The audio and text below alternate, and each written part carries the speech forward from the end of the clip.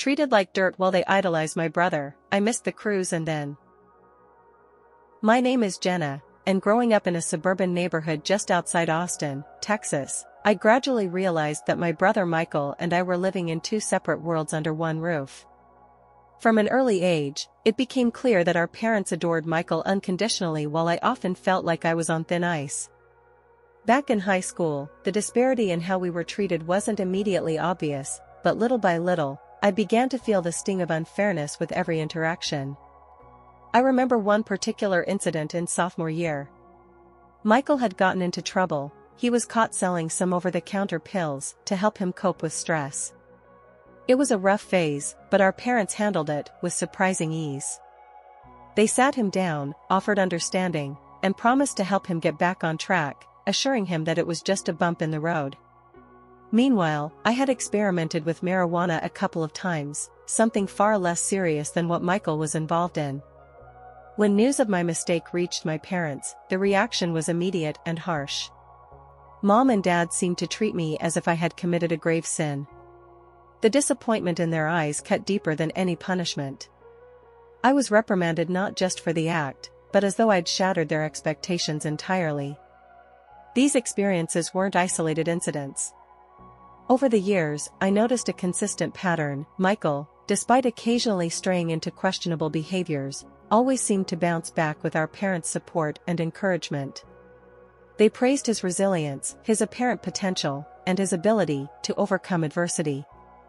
In contrast, no matter how hard I tried, whether it was striving for straight A's, taking on leadership roles in clubs, or even just trying to help out around the house, it felt like nothing I did was ever enough. Their criticisms were sharp and focused, each mistake magnified, while Michael's were met with leniency and praise. This inequality extended beyond mere discipline, it seeped into emotional support, too. I often overheard them discussing Michael's plans for the future, college applications, career opportunities, while my own aspirations were met with vague encouragement and a subtle sense of just be practical. It was as if my dreams were less valuable than Michael's, as if his path was inherently more worthy of attention and investment. As a teenager, I started to feel like I was living in the shadow of a golden child, the favored son, while I was left to fend for myself. At school, I carried this invisible burden. No one really knew about the double standards at home, but it colored my interactions, making me wary of forming close friendships and new social circles where I might be judged against someone else's ideal. Over time, this growing chasm in treatment led to a profound sense of isolation. I began to question my own worth, wondering why I couldn't seem to measure up, despite my efforts. The more the years passed, the more it felt like Michael and I existed in two parallel universes, one where he was embraced and celebrated, and one where I was constantly fighting for scraps of validation and love. This split sowed the seeds of resentment in me, an emotion that would quietly grow as I navigated the rest of my teenage years, shaping my perspective on family, fairness, and my own place within this fractured household. As the years went by, it became increasingly clear that my family consistently favored my brother Michael over me. Even during his most challenging times, our parents offered him unwavering support, while my own mistakes and struggles were met with relentless criticism and disappointment. I vividly remember one particular incident from my sophomore year of high school. Michael had been caught selling prescription pills, a rough phase in his life that, while serious, our parents treated with surprising understanding. They sat him down in a calm manner, reassured him that everyone goes through tough times, and promised to help him get back on track. They brushed off his misdemeanors as minor blips on his otherwise promising path. His failures seemed manageable, mere hurdles he would overcome with their guidance and love. In stark contrast, when I was caught smoking weed, an act that I felt was far less severe, the reaction I received was swift and harsh. My parents looked at me with utter disappointment, lecturing me not only about the act, but also about how I had shattered their expectations. Their disapproval was not tempered with empathy or a plan for improvement. Instead, it was like I had committed an unforgivable mistake. Their disappointment cut deeper than any punishment ever could. This pattern wasn't a one-time event. Over time, a disturbing consistency emerged. Michael, despite sometimes making questionable choices, always bounced back with our parents cheering him on. He was their golden child, and they celebrated his resilience, his potential, and his accomplishments without hesitation. On the other hand, no matter how much effort I put into my schoolwork, extracurriculars, or personal growth, my achievements seemed invisible. My parents' praise was reserved solely for Michael, and every minor setback of mine was magnified into a major flaw. I often overheard them discussing Michael's future, his college applications, career prospects, the next steps in his life, while my own ambitions were met with lukewarm responses or advice to be practical. It felt as though my dreams were always considered less important than his. This favoritism extended beyond just rewards or forgiveness after mistakes. It permeated every aspect of our family life, leaving me feeling like an outsider in my own home. At school, I carried this invisible weight with me. I excelled academically, worked hard to join clubs, and even volunteered for community service, hoping that maybe one day my efforts would earn me a fraction of the recognition Michael received so effortlessly. Instead, I learned to keep quiet, to not celebrate my own victories, because they meant nothing at home without my parents' approval. This continuous imbalance festered into deep resentment. I watched Michael effortlessly regain composure after his setbacks, while I was left to pick up the pieces of my shattered confidence. Over time, the gap between how my parents treated Michael and how they treated me widened dramatically. I began to feel like I existed in a parallel universe within the same house, one in which Michael thrived, and I struggled just to be seen. This unfair treatment not only undermined my self-worth, but also seeded a persistent sense of isolation. I started questioning why my hard work seemed invisible to those who were supposed to support me most. The more I tried to bridge the emotional gap, the more I realized that no matter how much I achieved, I would always be the other child, not truly part of the family's inner circle. After years of feeling overlooked and undervalued, I finally managed to land my first real job as a technical writer at a mid-sized tech firm in Austin, Texas. It was a moment of triumph for me, proof that despite the unfair treatment at home, I could stand on my own 2 feet. The job offered a decent salary, benefits, and a chance to prove myself in a professional environment. I was ecstatic. This was the breakthrough I'd been working toward for years, a step towards building a life independent of my family's biased expectations. The initial celebration was bittersweet. I shared the news with my parents, hoping maybe they'd recognize my hard work at last. Instead of pride or congratulations, I was met with shock and then a swift withdrawal of support. As if on cue, shortly after I accepted the position, my parents abruptly cut off my health insurance. They claimed it was a matter of practicality. After all, I was now employed and responsible for myself. But deep down, I knew it was more than that. It was another manifestation of the preferential treatment they always gave my brother Michael. This sudden loss of health insurance came at a precarious time. I had just started settling into my new role, balancing tasks, deadlines, and the excitement of a fresh start. Losing my medical coverage felt like a punch in the gut, especially since I had no safety net for unexpected health issues. I remembered how, years ago, when Michael faced health or legal troubles, my parents would rally to provide support without hesitation. Now, in my moment of independence and success, they were ready to pull away all forms of care, leaving me to navigate adult responsibilities alone. It wasn't just about health insurance. The pattern was clear. Whenever I tried to step out of their shadow and prove my worth, they found a way to undercut me, either by withholding support or by highlighting my shortcomings. My brother, meanwhile, continued to receive a safety net. Even after facing setbacks, he remained under their protective umbrella, with no interruptions to his benefits or opportunities. This stark disparity intensified feelings of isolation and injustice. My accomplishment, earning a promising career opportunity as a technical writer, was supposed to be a milestone, a turning point.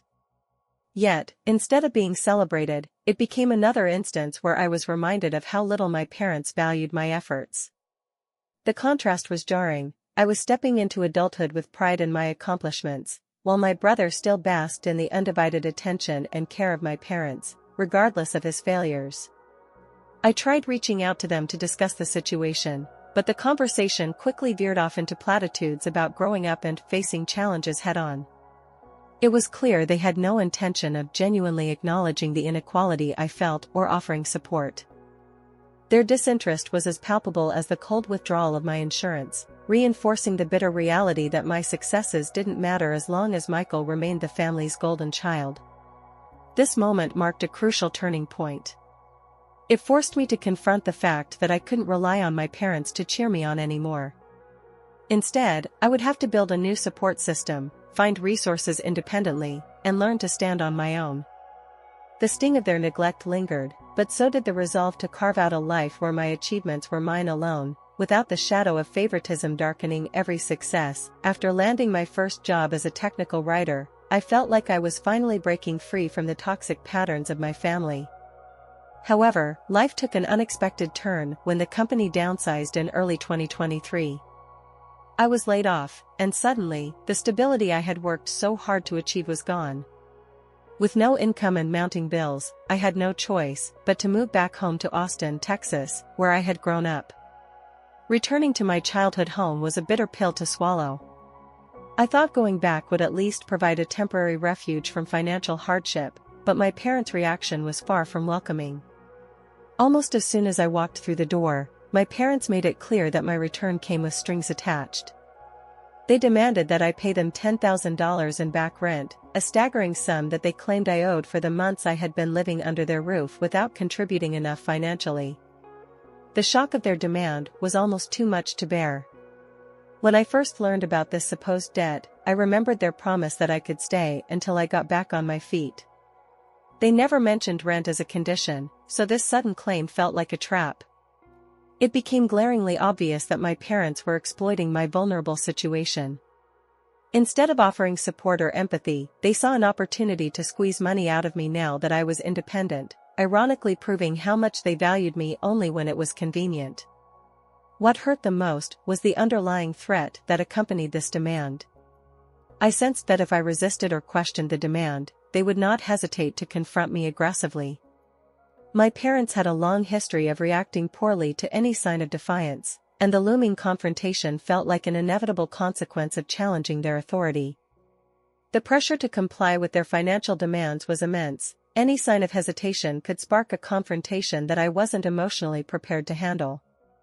Faced with this extreme pressure, I knew I had to make a difficult decision. I didn't have enough savings to pay the $10,000, but I also couldn't let my parents bully me into a debt that I never agreed to. I understood that pushing back would likely result in more hostility. My parents, Beth and Richard, had never responded well to confrontation in the past. They preferred control and compliance over open discussion. I realized that arguing with them over this unfair demand might only escalate tensions and bring out more of their worst behavior. So I decided to take a step back and comply temporarily, not because I believed I owed them this money, but as a tactical move to diffuse the immediate conflict. I worked tirelessly, taking on extra freelance projects and cutting unnecessary expenses, determined to scrape together the $10,000 they demanded.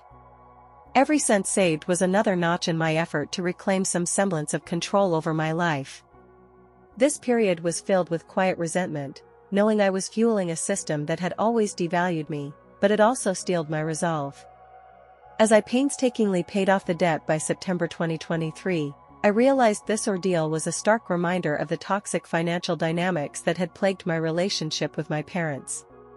Their readiness to exploit my hardships and demand money only further underscored the deep-rooted inequities I had been living with. Though complying felt like capitulation, it bought me time to plan my next steps, including moving in with my boyfriend Tom, and ultimately breaking free from the cycle of manipulation and control. By late September, tensions at home reached a new boiling point. My parents excitedly announced a grand plan for a family cruise, a week-long vacation over Thanksgiving. While they painted a picture of joy and unity, I felt anything but excited. The idea of joining another one of their family bonding trips filled me with dread, not anticipation. I knew deep down that their plans were more about flaunting their unity than addressing the deep-seated injustices I'd experienced for years. The cruise became a symbol of the stark favoritism that had defined my life. My parents would lavish attention and resources on my brother Michael, celebrating his every achievement while brushing off my struggles.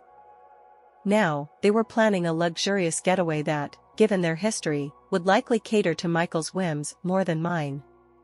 I sensed that attending this cruise would mean enduring being sidelined once again, treated as an afterthought among the family.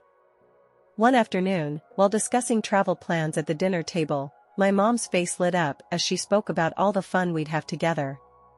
She detailed the excitement of exploring new destinations, laughing on deck, and creating unforgettable memories as a family. But her enthusiasm quickly became a painful reminder of how excluded I often felt. As she continued, her eyes briefly met mine, and she casually remarked, "Since you have a good job now, you can buy your own ticket. We'll cover the rest for everyone else." Her words struck me like a cold wave. It wasn't just about money, it was the careless way she dismissed my place in the family. By suggesting that I was responsible for my own ticket, she was not only excluding me financially but emotionally as well, confirming my deepest fears. I wasn't truly part of the family unit they cherished. It highlighted an attitude of indifference and bias that I had endured for so long. My frustration boiled over. "Wait, you're paying for everyone else, but not me?" I managed to ask, voice trembling with a mix of anger and disbelief.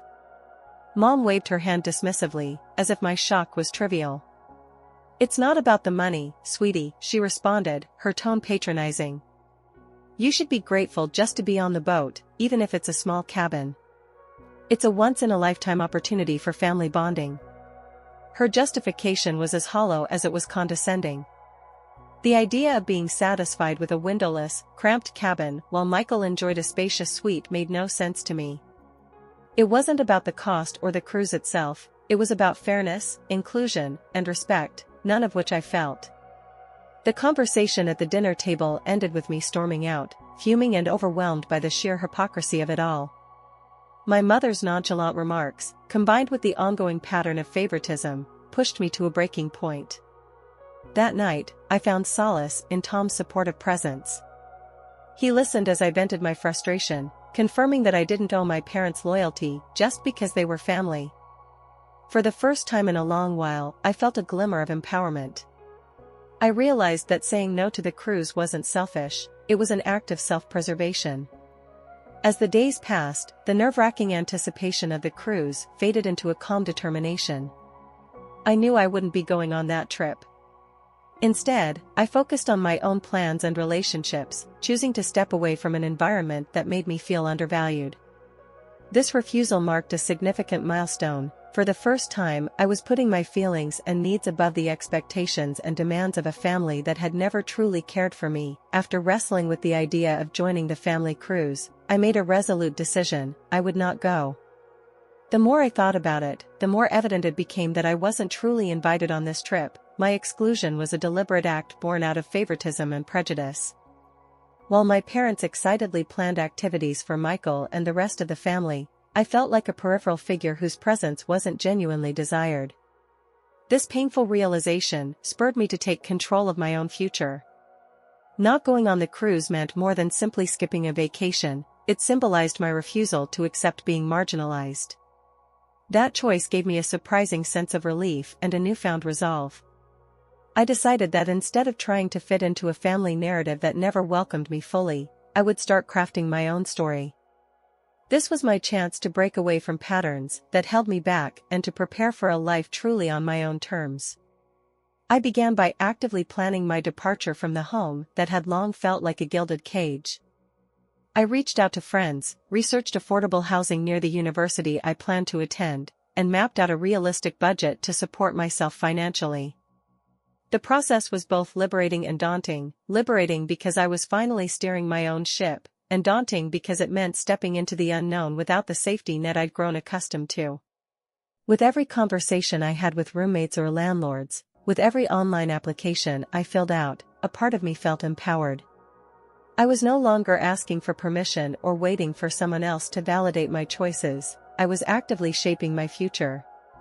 The more I planned, the clearer my path became. I realized that while I had been waiting for my family to change or for them to finally notice me, the real change had to come from within me. As I prepared to leave, I also took the time to sort through my emotions. I journaled about my experiences, reflecting on the years of feeling undervalued and the sting of each instance when my parents' favoritism hurt me. This introspection helped me process lingering resentment and grief, transforming those negative feelings into motivation to build a better life for myself.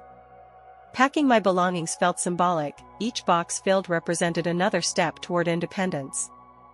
I meticulously organized things that were meaningful, photos of happier times, letters from supportive friends, and mementos that reminded me of my resilience.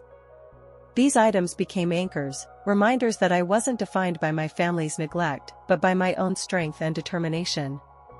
The decision not to join the cruise also meant cutting loose some emotional ties. I began to set firmer boundaries with my parents, understanding that their expectations were not my responsibility. I muted their group chats, stopped responding to their pressure tactics, and focused instead on my own growth.